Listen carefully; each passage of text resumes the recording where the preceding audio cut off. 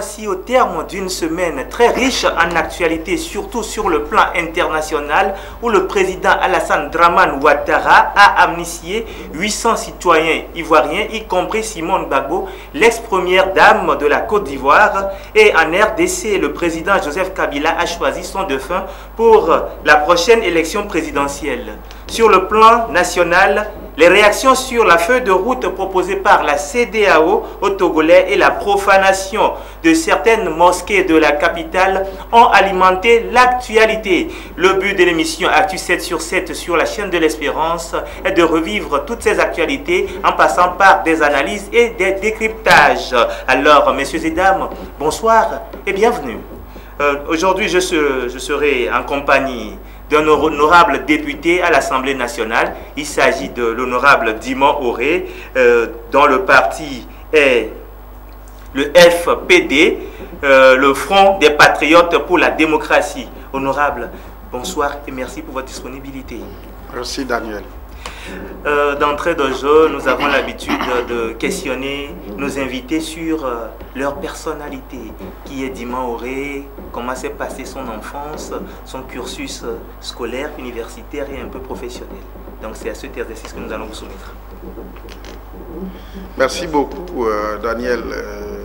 C'est ma première fois d'arriver ici en français. Mais nous avons déjà eu un entretien avec votre confrère Fofo Legrand. Fofo Legrand. Oui, rapidement, je suis pratiquement au milieu de ma vie parce que je suis dans la quarantaine. Très jeune. Je suis dans la quarantaine. Je suis 100% IFE, originaire de Kamina Est-Mono, qu'on appelle Kamina Ekpo. Alors, j'ai fait mes études primaires là-bas, et puis secondaire à Agné, à Tapamé, et puis l'université que vous connaissez, l'université du Bénin à l'époque. Aujourd'hui devenue université de Lomé, avec tous ces problèmes. Voilà, j'ai fait le département de l'histoire. Tout comme moi. Voilà, parce que j'aime beaucoup de me projeter dans le passé pour me situer par rapport au présent et me relancer sur l'avenir. Et donc, il va falloir connaître d'abord notre passé, ce que nous valons en termes d'individus, en termes de communauté et en termes de nation, en termes de continent, en termes du monde entier. Voilà, nous avons eu quelques primes de connaissances à ce niveau.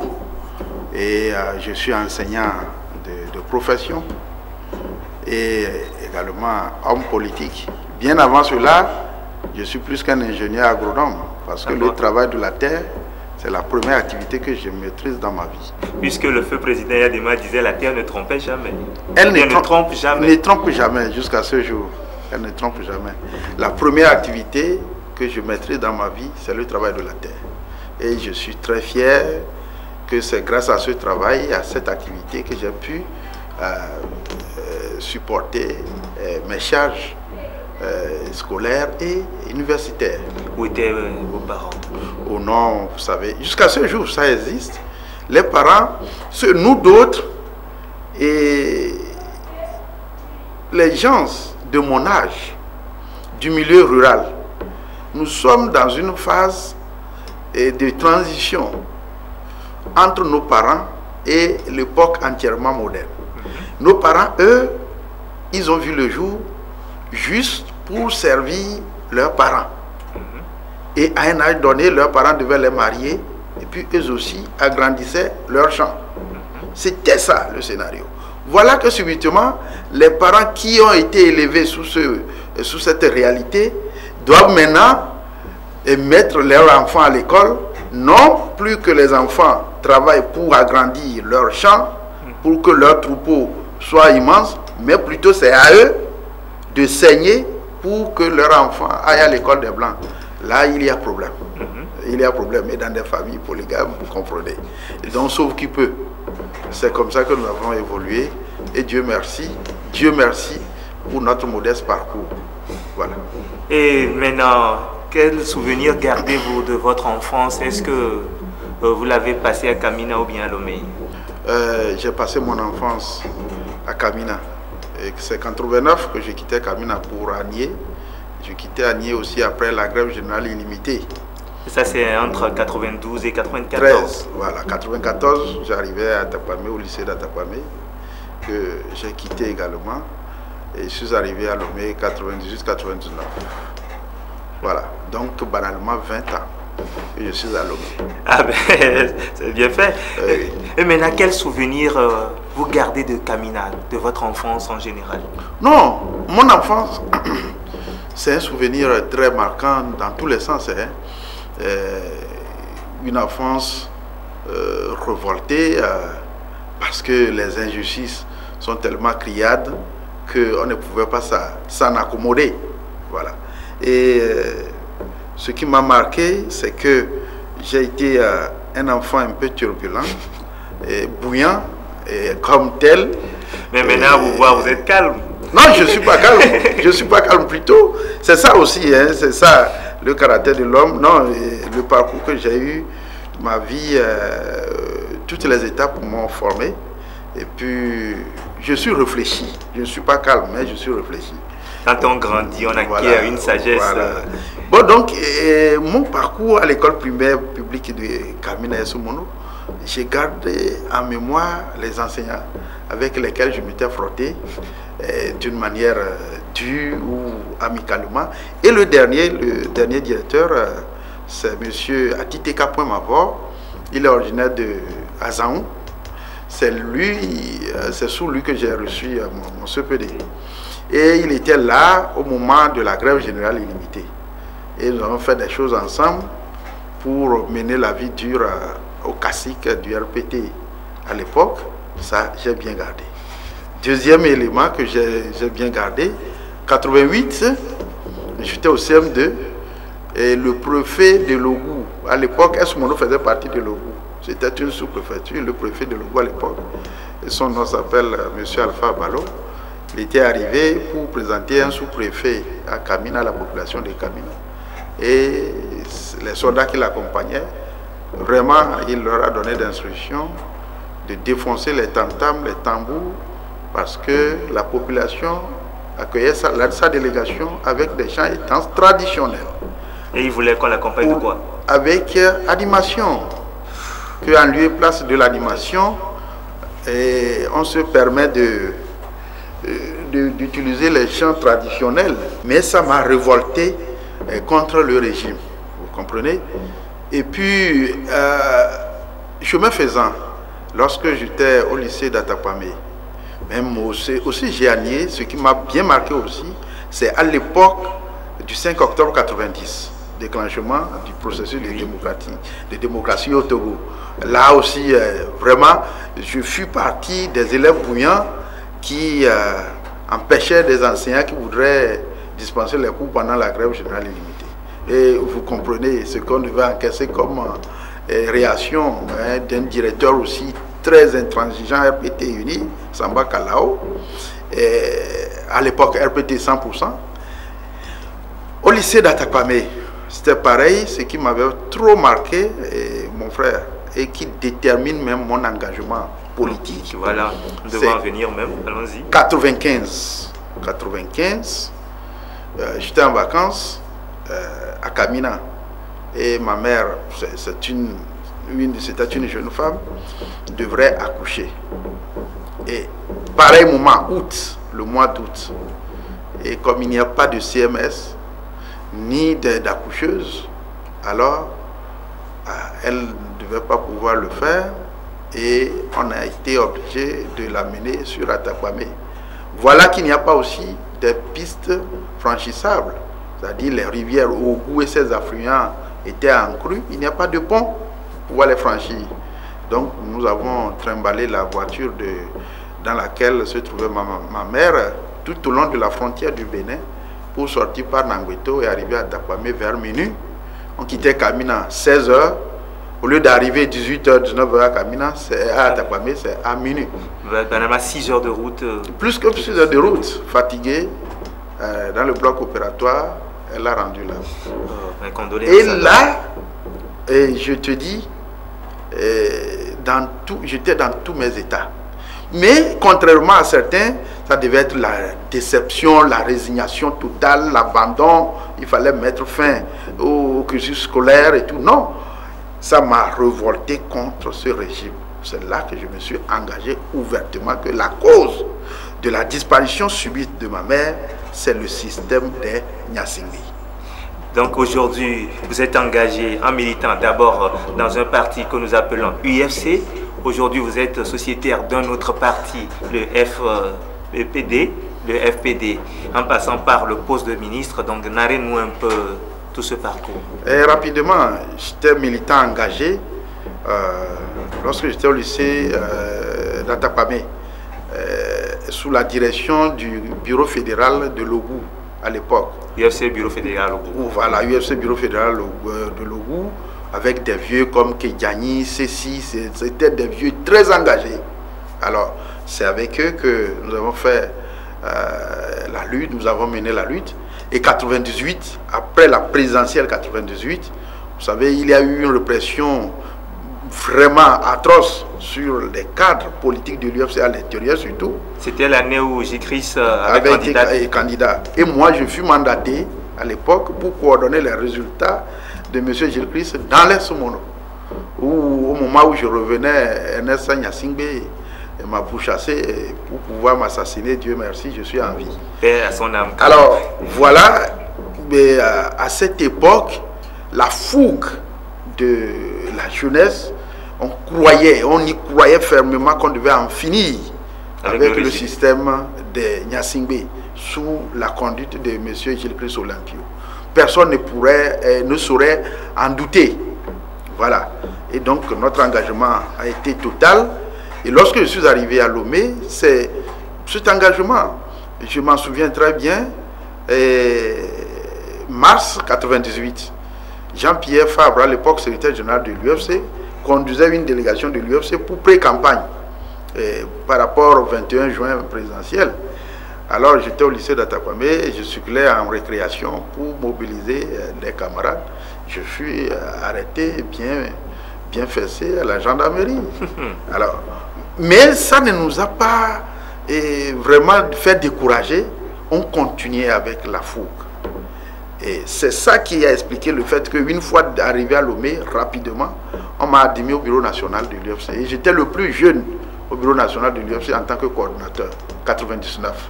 Je m'en souviens très bien, le jour-là, père à son âme, Bob Akitani, il a dit, le vieux père, accueillons aujourd'hui le plus jeune de nous tous au bureau national, le représentant de l'Est Mono, M. Jimon Oré. Et en étant le plus vieux quand même. Voilà, il était le plus vieux et il accueille le plus jeune. Donc mon parcours, c'est émouvant. C'est ainsi que j'ai fait mes preuves à l'UFC, bureau national, avec les premiers responsables que vous connaissez. Ça vaut la peine de les citer. Nous avons fait de notre mieux jusqu'en 2010, à l'éclatement du parti. Alors, éclatement, j'avais vu venir cet éclatement. Déjà en 2008, je pressentais cela et j'ai demandé à ce que, après le congrès de août 2008, j'ai demandé à ce qu'il y ait une commission interne, problème interne à l'UFC, analyse et approche de solutions. C'est comme ça que j'avais intitulé. Et le premier vice-président à l'époque, Patrick Lawson, il était dubitatif. Et le secrétaire général à l'époque, Jean-Pierre Fabre, il n'en voulait même pas qu'on en parlait. Parce qu'il savait que c'est lui la cause. C'était lui la cause des problèmes, en grande partie. Alors lui préconisait qu'on puisse réfléchir sur la stratégie de rassemblement de l'opposition derrière l'UFC par rapport à la présidentielle de 2010. Alors j'ai dit, lorsque votre maison, votre chambre est très sale, vous voulez inviter des étrangers, alors si vous n'avez pas de pudeur, alors invitez-les. Balayons d'abord notre chambre avant d'inviter les autres à nous rejoindre. Notre maison est très sale, polluée. Alors finalement, en bon diplomate, M. Lawson Patrick a dit, créons 2 commissions, partageons la proie en 2, une commission problème interne à l'UFC, analyse et approche de solutions telles que suggérées par Jimon Oré, une autre stratégie de rassemblement autour de l'UFC, suggérée par Jean-Pierre Fabre. C'était un travail énorme que nous avions fait, avec des résultats. Je vous dis, j'ai copié des réflexions de cette commission. Et Patrick Lawson avait convoqué un séminaire particulier pour ça. Nous avions mis 3 journées de réflexion pour décortiquer le contenu de ce rapport dont j'ai été l'initiateur. Et après analyse, le jour-là, Jean-Pierre Fabre disait « Ce document est trop important qu'on ne puisse pas le laisser à la possession des responsables fédéraux, parce que ça risquait de tomber dans la masse, et là, le parti devait couler. Mais comme c'est très important, il devait rendre compte au premier responsable d'alors, qui était Gilles Christ, pour que les approches de solutions préconisées par la commission soient mises en œuvre, et la sérénité devait regagner les rangs de l'UFC. Je vous dis, c'est pour ça que aujourd'hui, lorsque il monte certains de vos confrères qui ne cherchent même pas à connaître le passé de Djima Auré, on l'attaque, on l'insulte. Jean-Pierre Fabre n'accepterait jamais mener un débat face à moi. Parce qu'il sait tout ce qu'il a eu comme point faible. Et les points forts aussi de ce monsieur, je les connais. Il a bossé, il a beaucoup bossé pour le parti. Mais ces limites font que l'égoïsme a pris le pas sur l'intérêt général. Conséquence, on a évolué tout directement à l'éclatement du parti en 2010. Alors, comme c'était M. Patrick Lawson, premier vice-président, lui secrétaire général, et ils avaient promis mettre en œuvre les recommandations de la commission pour éviter le chaos pour notre parti, et qu'ils ne l'ont pas fait, à l'éclatement, j'ai dit, je ne vais pas suivre ça, monsieur, parce qu'ils ne sont pas sérieux. Et on ne peut pas, si vous conduisez un parti comme ça, où il y a eu des réflexions proposées pour régler un problème, et vous avez fait semblant de les ignorer, et nous sommes... Comme si le gouvernement aussi avait fait semblant, en mettant les recommandations de dialogue dans les tiroirs. Donc rapidement, j'ai dit, alors, comme le vrai patron était de retour, M. Gilles Christ Olympio, je devrais m'aligner sur Gilles Christ Olympio pour voir de quoi demain serait fait. Voilà comment est-ce que je me suis positionné derrière Gilles Christ, ne sachant pas qu'il négociait lui aussi un accord. Ah bon? Je n'avais aucune idée là-dessus. Mais pourtant, ça a été bénéfique pour vous. Non, j'en viens. Lorsque ces premiers lieutenants l'ont poignardé à la plage, en organisant son humiliation par des jeux de pierre, le jour-là, c'était le divorce total entre le groupe des Fabre et nous d'autres. Et j'ai pris sur moi le courage, paix à son âme, Diabaté. C'est avec lui, Brime, nous étions deux pour aller voir Gilles Christ dans son salon, tellement abattu, psychologiquement, pour lui dire que non, c'est pas ta fin. Parce qu'il vient d'être jeté par les siens. Les siens. À qui il a tout donné. À qui il a tout donné. Alors, nous avions tout fait pour relever M. Olympio.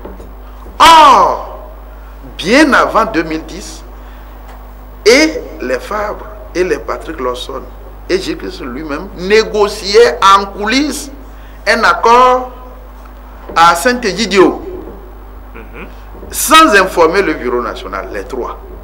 Il y avait, rappelez-nous le nom. Il y avait Patrick Lawson, le premier Jean-Pierre Fabre, le secrétaire général, et le président national même, Gilles Christ à l'époque, qui négociait un accord avec le régime de Faure Gnassingbé. Dans le sens d'intégrer le gouvernement. Voilà, et de calmer le jeu, sans informer le bureau national. Et donc, tout était fait prêt. C'est dans la phase d'application que le secrétaire général a voulu damer le pignon à Gilles Christ. C'est en réalité ce qui s'est passé entre les deux, c'était un conflit d'intérêts. C'est intéressant. Moi, je ne veux pas parler. Je ne veux pas parler parce qu'on connaît assez de choses. Et donc, c'était un conflit d'intérêts dans le partage du gâteau des négociations de Saint-Egidio entre Gilles Christ et Fabre. Alors, Fabre, parce qu'il a réussi à noyauter le bureau national à l'époque avec ses copains, alors il croyait pouvoir récupérer l'UFC des mains de Gilles Christ, le renverser. Bref, c'était un coup d'État qu'il avait organisé au sommet du parti. Et nous étions retrouvés du côté du vieux pour le relever. Maintenant, une fois relevé, Gilles-Christ a repris la main des négociations de Saint-Egidio pour finalement conclure l'accord RPT-UFC. En 2010. En 2010, mai 2010. Et j'étais là tranquillement, un après-midi, il m'appela, et je suis allé, il dit, tu as beaucoup fait pour le parti. J'ai conclu un accord au nom de notre parti avec le RPT. Tu es jeune, tu as les épaules larges, je t'envoie comme sacrifice pour l'application de cet accord. Tu vas occuper le poste de ministre de la Communication parce que c'est un poste très sensible, très difficile. Les gens n'en veulent pas, mais toi, on va te sacrifier pour l'intérêt général. Voilà les propos que M. Olympio avait tenus à mon endroit. J'ai dit, bon, en bon militant, discipliné, ok, je vais me prêter à cet exercice. Voilà la raison pour laquelle je suis nommé ministre de la Communication. Ah ben, les choses sortent. Oui, oui, l'histoire c'est importante. Voilà, nous sommes des historiens, il faudrait qu'on en parle. Et moi je suis très à l'aise lorsqu'il s'agit de faits historiques. C'est pour ça que je suis très méfiant aujourd'hui aussi de poser des actes sans réflexion. Parce que ce que vous faites aujourd'hui deviendra demain le passé. Et ça va vous rattraper. Je vais en venir. Lorsqu'on serait dans le concret de la situation politique de notre pays. Donc, en apprenti historien, je me méfie beaucoup des faits sans réflexion au préalable. Il faut réfléchir, se poser des questions, rendre ces questions intelligibles et avoir des éléments de réponse avant d'agir. Mais certains, en politique, juste pour leur intérêt, préfèrent agir et réfléchir après. Là, les conséquences sont énormes. Et c'est énorme par rapport au présent. Et l'histoire, ce qu'elle retiendra sera plus grave. Voilà. Voilà un peu des révélations très troublantes, mais quand même courage.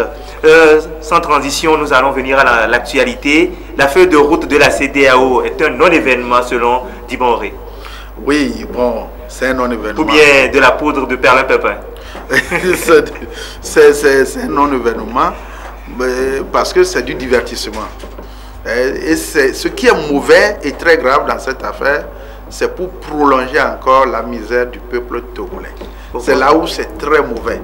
Si c'est fait juste pour amuser la galerie pendant quelques mois, là d'accord. Est-ce que la situation que vivent les Togolais aujourd'hui, est-ce qu'on peut encore amuser la galerie parce qu'on est maintenant au ras-le-bol?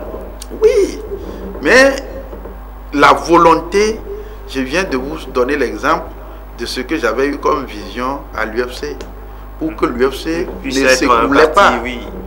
Mais c'est arrivé. Tu sais, Daniel, nous sommes tous nés et nous avons chacun des potentialités individuelles.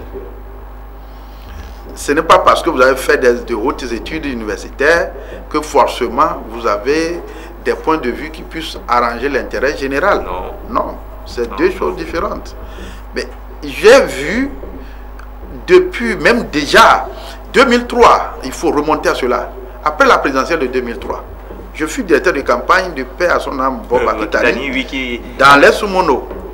Alors j'ai recensé les problèmes, les manquements et la férocité du pouvoir par rapport à notre démocratie. La démocratie, c'est que le régime en place n'en veut pas. Alors qu'est-ce que j'ai proposé? Après les 22 engagements pris à Bruxelles par le gouvernement togolais, il y avait eu il y avait eu encore une commission à l'UFC, commission ad hoc. Celui qui l'avait présidé, paix à son âme, feu Ali Boyona Antoine, le papa de Pascal. C'était l'UFC, un UFC convaincu. C'est lui qui avait présidé cette commission. Et nous avions proposé que l'UFC réclame, en fonction des 22 engagements, la tenue d'une transition politique. Depuis 2004. Après la transition de 1994, maintenant, il faut encore une autre transition pour la transition qui a échoué en 91. 91, oui. 91. Alors, sur la base des 22 engagements, nous avions réfléchi. Au sein de cette commission, il y a de hautes personnalités, dont Maître George Lawson, M. Wilson Seth, et je fus le rapporteur. J'ai proposé la transition. Alors, en plénière, M. Fabre a rejeté ça en disant, ben, écoutez, vous racontez des conneries. Ça, c'est en 2003. 2004. 2004. 22 engagements. après la présidentielle de 2003. Voilà. Bien, voilà. 2005, Yadema a rendu l'âme. J'ai levé mon petit doigt encore pour dire allons réclamer une transition politique au lieu d'organiser les élections en 2 mois. On m'a fait la même réaction. Toi, tu racontes des conneries parce que maintenant le pouvoir est à terre et nous voulons le récupérer, le prendre. Toi, tu nous proposes une transition. Et voilà, le pouvoir, ils l'ont récupéré. Jusqu'à maintenant, le pouvoir n'a pas été encore récupéré. Voilà. Et c'est pour ça qu'à la création du FPD 2014, nous avions dit, création du FPD. FPD, voilà. FPD, voilà, mon parti. Voilà, nous avons relancé l'idée maintenant comme vision politique du parti. À l'époque, j'étais à l'UFC, je proposais, ça se rejetait. Maintenant, j'ai créé un parti politique. Et nous allons mettre cela à la place publique pour le peuple. L'essentiel, c'est ce que le passé retiendra. L'actuel présent qui deviendra passé. Oui. Ce que l'histoire retiendra de cette proposition, c'est plus important. C'est pour ça que nous avons lancé l'idée tenue d'une transition politique pour sauver le Togo. Depuis mai 2014, nous sommes, ça fait 4 années après. 4 années après, du sur place. Mais vous avez suggéré qu'on ait une assemblée constituante qui va mener vers la transition. Bien sûr, la transition c'est ça. La transition c'est rapidement, je vous l'ai décrit. On organise une assise nationale. La fin de l'assise nationale, c'est l'assise nationale qui va élaborer la feuille de route de sortie de crise définitive du pays. Et non une feuille de route proposée par la CEDEAO. Non, une feuille qui n'a même pas de route. C'est comme ça qu'il faut la qualifier. Une feuille qui n'a pas de route. Et donc c'est l'assise nationale, les Togolais eux-mêmes qui doivent se proposer une feuille de route. Qu'est-ce qu'on fait de l'actuel chef de l'État après son départ du pouvoir? Il sera amnistié ou pas? Il y aura du règlement de compte ou non? C'est pendant les assises.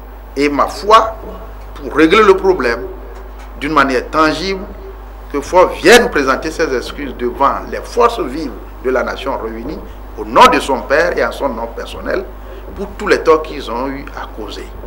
Et là, qu'une résolution soit prise par l'Assise nationale de l'amnistier et le reste que Dieu s'en occupe. Ça c'est un.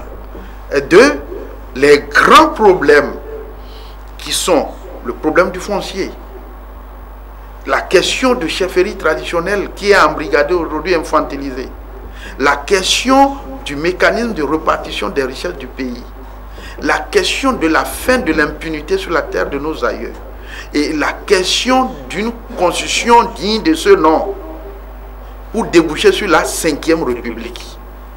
Tout ça là et les conditions et la durée de la tenue de la transition. Mettre en place une constituante. Voilà, d'une manière résumée, la feuille de route que les forces vives de notre pays devront mettre en place pour sauver le pays, le Togo. Alors, c'est après cela que la constituante devra proposer un test à soumettre à l'appréciation du peuple pour déboucher sur la 5e République. Une nouvelle constitution dans laquelle va se trouver la limitation de mandat. Bon, tout ça là, c'est les premiers éléments, c'est le b.a.-ba. Même les choses essentielles, c'est la réforme des forces de défense et de sécurité. C'est dans la Constitution. Comment voulons-nous que notre armée se présente sur le plan composition ethnique et communautaire? Il faut mentionner cela dans la Constitution. La question de responsabilité au sein des forces de sécurité et de défense. Mais c'est dans la Constitution. L'administration telle qu'elle évolue aujourd'hui, totalement polluée, tribalisée, verrouillée, politisée, il faut la dépoussiérer dans la Constitution.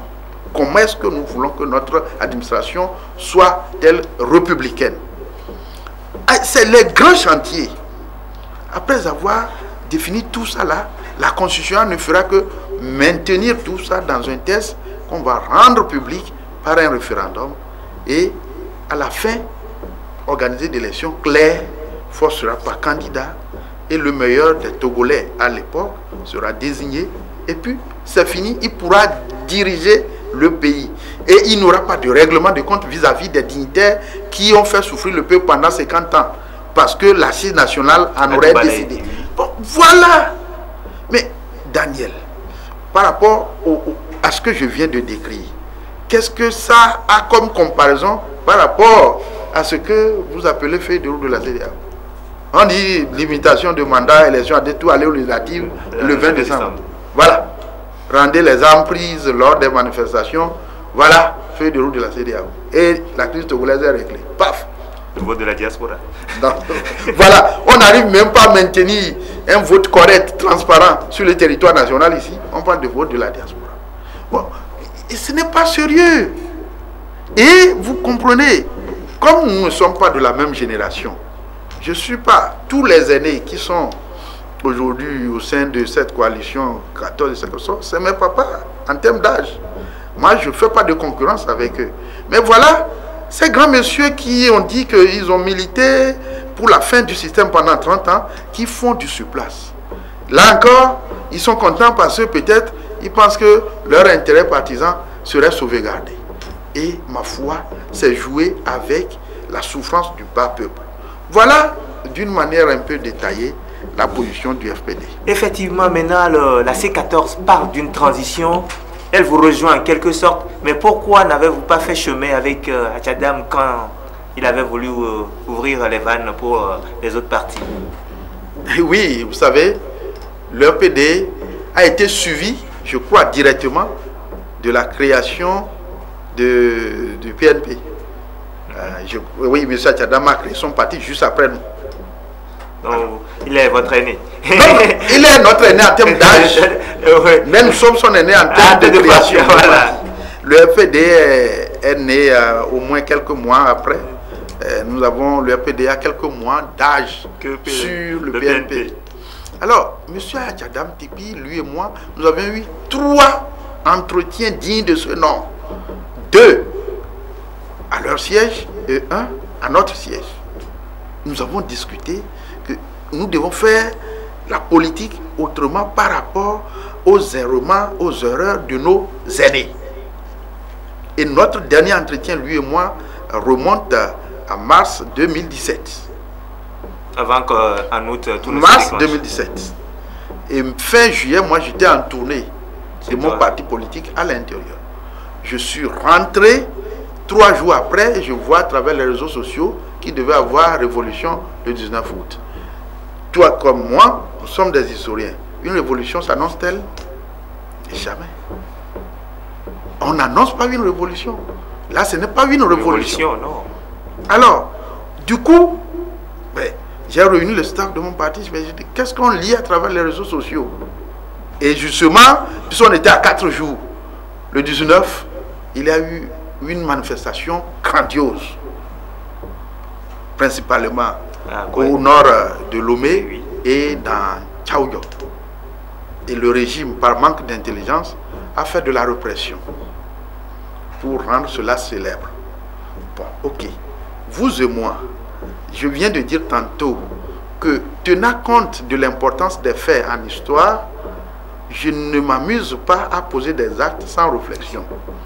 Alors, PNP, par Atchadam Tipi, avait fait appel à Fabre Jean-Pierre, qui le reconnaissait chef de file de l'opposition, pour gérer la suite des manifestations.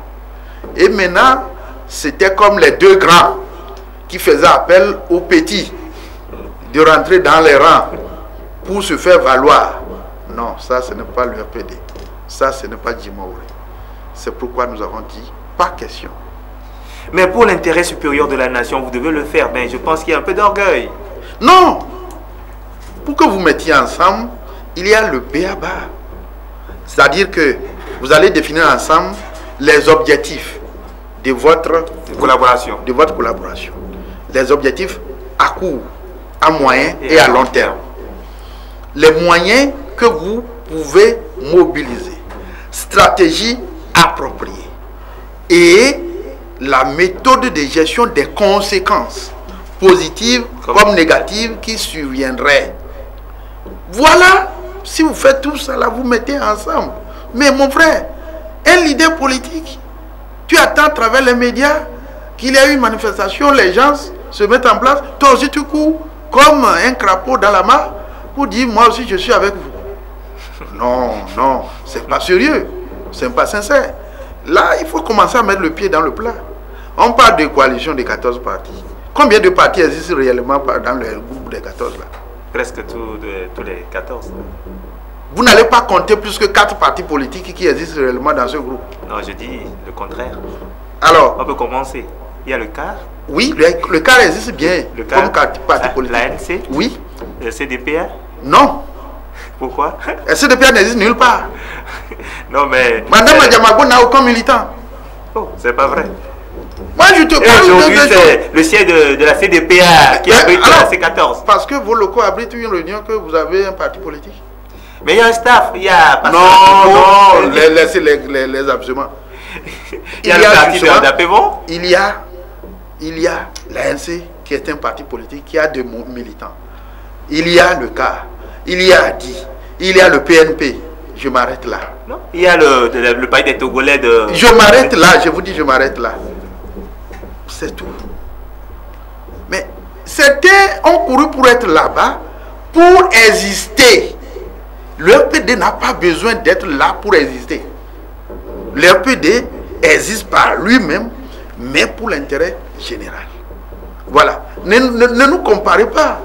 Un parti politique, c'est une organisation qui a une vision, des principes clairs, connus de tout le peuple, et qui a des militants qui défendent cela. Le RPD a des militants et sympathisants. Nous avons des régions qui sont acquises. Nous ne blaguons pas pour ça. Pour notre cause, parce que notre vision est noble. Maintenant, d'autres ont couru pour aller là-bas parce qu'ils croyaient que là, M. Tchadam allait en finir réellement avec le régime et donc ils voudraient avoir leur part du gâteau. Mais c'est tout. C'est tout comme des vieux caïmans qui ressortent de la surface de la mer. On s'en fout. Mais souvent, vous pensez que la feuille de route est un non-événement, mais souvent on dit, tiens, vaut mieux que Dieu tu l'auras. Donc le peu que la coalition a, il ne pouvait que s'en approprier en attendant la suite de la lutte. Non. Mon frère, il faudrait éclairer, comme votre chaîne, c'est pour l'intérieur, il faut éclairer l'opinion. Là n'est pas une feuille de route. C'est juste le désiderata du régime de Gnassingbé et de la France-Afrique. C'est ce qu'ils ont élaboré. La feuille de route là n'est pas élaborée par la CEDEAO. Tenez-vous très bien.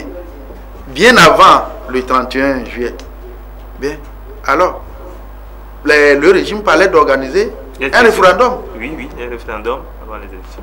Alors, qu'est-ce qu'on nous dit aujourd'hui? Il faut organiser le référendum au cas où. Oui, j'en viens effectivement. Voilà que vous n'avez pas trouvé un compromis à l'Assemblée. On vous retourne encore les Togolais à l'Assemblée. C'est pour vous dire que ce n'est pas la CEDEAO. C'est ce que le régime veut. Le régime s'empressait pour organiser une énième parodie d'élections législatives. Voilà ce qui est dit. Bon, qu'est-ce qui est nouveau? Donc ne peut-on pas penser à un gage donné par les deux camps? Quel gage? Peut-être que, bon, on ne sait pas. Mais si on retourne les textes à l'Assemblée, on vous retourne à l'Assemblée. Alors que vous n'avez pas, il y a quelques mois de cela, trouvé un compromis. On nous dit encore d'aller à l'Assemblée. Donc peut-être qu'il y avait des pions qui ont été avancés. Non, c'est très simple. C'est ce que je dis. Puisque à l'Assemblée, des partis qui sont au sein de la coalition et dont leur voix, une fois ajoutée au groupe de UNI, ça pouvait faire la majorité qualifiée pour faire passer cela. Donc, ils pensent que à partir du moment où les intérêts des premiers responsables de la coalition sont sauvegardés par les non-dits, par les couloirs, alors, ok, ils pensent maintenant aller faire valider cela. Je vais vous dire, c'est suffisamment grave. Et 2017, les gens sont morts. Alors, ceux qui ont été lâchement assassinés en 2017, c'est pour ce résultat. Si ils pouvaient revenir en vie et qu'on les interroge, qu'ils disent que oui, la raison pour laquelle nous avons payé de notre vie, voilà qu'on nous dise qu'aller aux élections législatives le 20 décembre. C'est pour cela que nous sommes morts. C'est juste qu'on dise qu'il y a limitation de mandat et limitation de mandat qui ne va pas commencer maintenant. Ça voudrait dire que Faure va rester au pouvoir jusqu'en 2030, minimum ça. C'est ce que ça voudrait dire. Mais non, c'est très simple. On dit il faut faire les réformes, limitation de mandat. Qui ne va pas enfreindre au mandat en cours.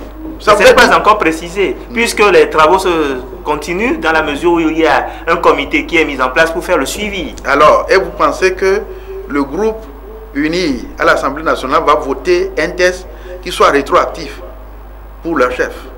Non, ne nous amusons pas. C'est la décision, la volonté de la France-Afrique.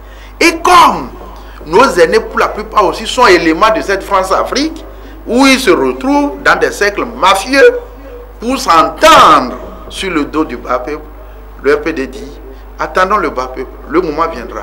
La crise aura un rebondissement retentissant et qui va tout chambouler. Peut-être, honorable, la feuille de route fait déjà son chemin. Pour preuve, la CENI a lancé la candidature pour les membres de la CELI qu'elle compte clôturer d'ici le 13 août. Le processus électoral a repris, le chien à bois, la caravane passe. Ah, ok, ça n'engage pas le RPD. Ben, allez poser là cette question aux responsables de la coalition qui disent qu'ils sont satisfaits. On entend parler de satisfaction ou bien satisfait à 75%, satisfait 50%. Alors, quand ils ont déjà discuté et ils sont déjà d'accord que l'actuel CENI là dans sa composition, même c'est tout récemment que j'ai découvert à travers les réseaux sociaux un communiqué du président de la CENI sur les recommandations de la CEDEAO. Une CENI, c'est une organisation technique. Qu'est-ce qu'elle a à foutre par une position politique? Ça voudrait dire quoi? Le président de cette commission, on dit professeur Kadanga. Pourquoi ce nom là-bas? Le nom là-bas, d'ailleurs, dit beaucoup de choses que ce n'est pas sérieux. Pourquoi? Professeur Kadanga, le nom Kadanga dit quoi? Je ne sais pas là où vous voulez en venir. Alors, bon, ok, je vais parler dans les détails. Ça me fait un peu sourire. Bon, alors, pour clarifier les choses, une probable venue des facilitateurs est annoncée pour la semaine prochaine. Cette venue peut-elle dégager l'horizon et apporter un peu d'eau au moulin? Bon, facilitateur devait arriver. Mais on annonce la date de recrutement des membres de CELI. Déjà. Et tout ça là, c'est la poudre aux yeux. Mais je dis, tout ce cinéma prendra fin et le bas peuple prendra ses responsabilités tôt ou tard. Tôt ou tard, le bas peuple prendra ses responsabilités. On va quitter l'actualité nationale pour aller à l'international. Donc d'abord, il y a un dernier sujet sur l'actualité nationale, c'est la profanation des mosquées, de certaines mosquées de la capitale.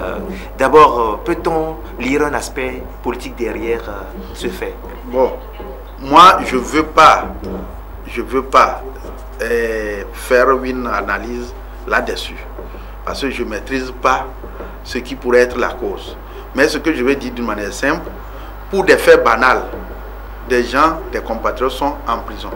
Pour des faits avérés ou non, sont en prison. Mais pour des faits graves dans notre cité, on n'arrive jamais à situer les responsabilités. Mais la question des marchés brûlés, est-ce que ça a été élucidé jusqu'à ce jour? Non. Voilà. Profanation ou bien désorganisation des mosquées. Ça ne serait jamais aussi élucidé. Sinon, dans quel pays ce fait grave se passe et le gouvernement n'arrive pas à situer les responsabilités, à éclairer l'opinion? C'est dommage, mais je ne veux pas traîner là-dessus. C'est ce que je peux dire d'une manière politique. Certaines langues y voient un peu une comparaison par rapport à ce qui se passe, ce qui s'est passé en Centrafrique, la guerre religieuse entre les Balaka et les Antilles. Bon, ça n'engage que ceux qui font ces analyses. Nous, RPD, nous n'avons pas encore mené une réflexion là-dessus. Et je ne veux pas m'aventurer sur des prises de position qui ne sont pas mûries. Comme je viens de vous le dire, nous réfléchissons d'abord avant de nous positionner. Voilà.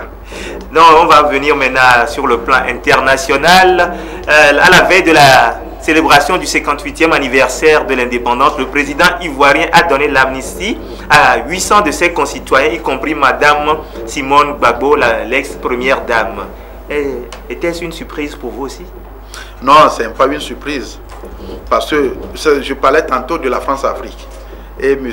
Ouattara fait partie des éléments de la France-Afrique en Afrique de l'Ouest que la France, ou d'une manière générale l'Occident, utilise. Donc si M. Ouattara, parce que il se rend à l'évidence que l'histoire parlera tôt ou tard, et il veut se repêcher maintenant, cette action-là vient en appoint à sa décision. Il a de cela un mois, je crois, de ne plus briguer un troisième mandat. Ça voudrait dire beaucoup de choses. Ça voudrait dire qu'il se sent maintenant faible par rapport à la pesanteur après sa magistrature. Quel que soit, même s'il devait mourir au pouvoir, il pense à l'après son nom. Il pense à sa progéniture qui va porter le lourd fardeau que la France-Afrique lui a fait porter pendant son existence.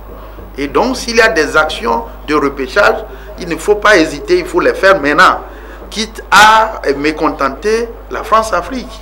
Voilà, donc il est dans cette logique. Et rapidement, vous allez voir, il va aller plus loin que ça. Il sera même un des acteurs pour le retour de Laurent Gbagbo, pour s'en laver les mains. Voilà. Ce serait intéressant. Mais ce n'est pas fini. Quoi qu'ils fassent, ils ont trop servi la France-Afrique. Ces chefs d'État-là, passant par Eyadema, Blaise Compaoré, le feu Houphouët-Boigny, l'actuel chef du Togo, le chef d'État du Togo, Faure Gnassingbé, ils ont trop servi la France-Afrique en déstabilisant, en détruisant nos communautés. Mais tôt ou tard, vous allez passer. C'est pourquoi nous disons que Faure Gnassingbé, s'il ne tire pas les leçons des autres, de ses confrères de la sous-région ou bien en Afrique, il ne sortira pas la fenêtre. Et ce serait grave. On ne l'espère pas. Mais alors que d'autres voient un signe de réconciliation, certaines personnes voient le contraire, parce qu'il veut donner du fil à retordre après son départ, en libérant peut-être une certaine Simone Babo qui se positionne comme candidate. Donc il y a du jeu à faire lors des élections prochaines.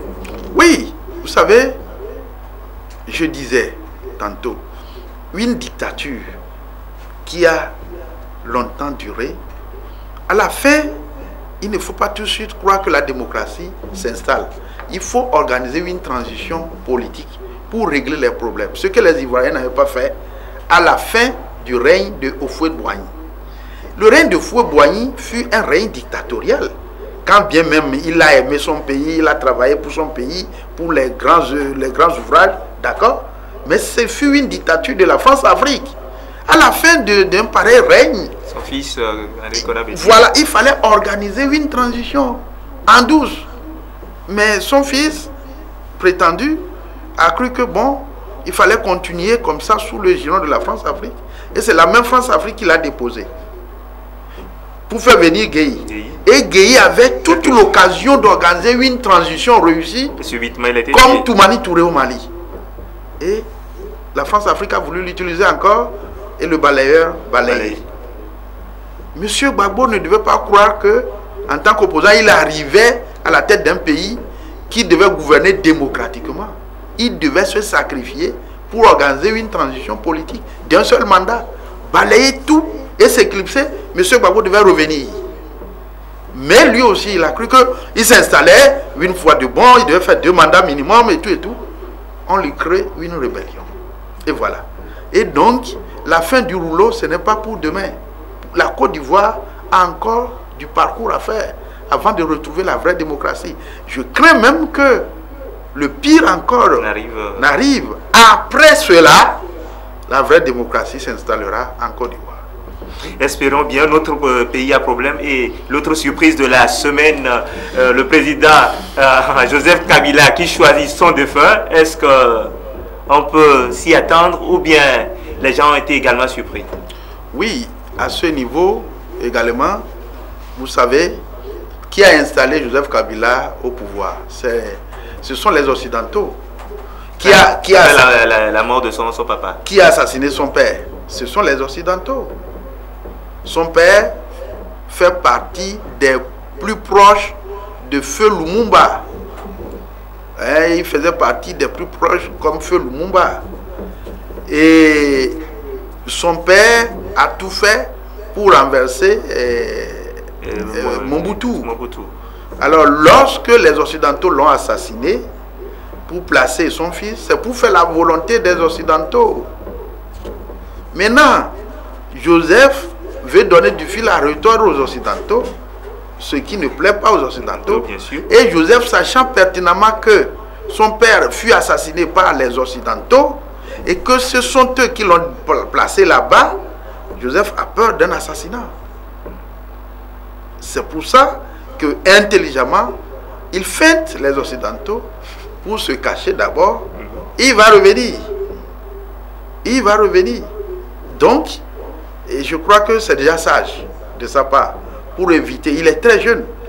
Et Joseph Kabila, je ne crois pas qu'il aurait déjà franchi l'étape de 50 ans. Voilà. Donc, il a voulu ne pas prendre le risque de se faire assassiner par les Occidentaux.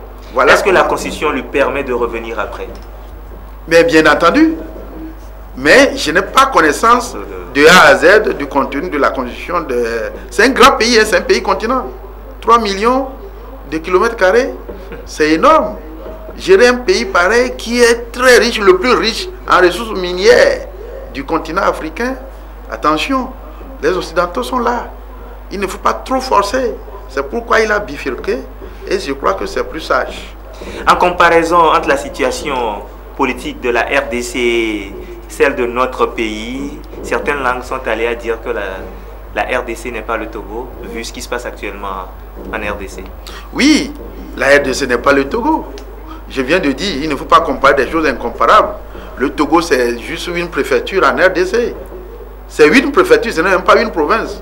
Parce que ce qu'ils appellent province là-bas, c'est une région. Et une région est dirigée par un gouverneur.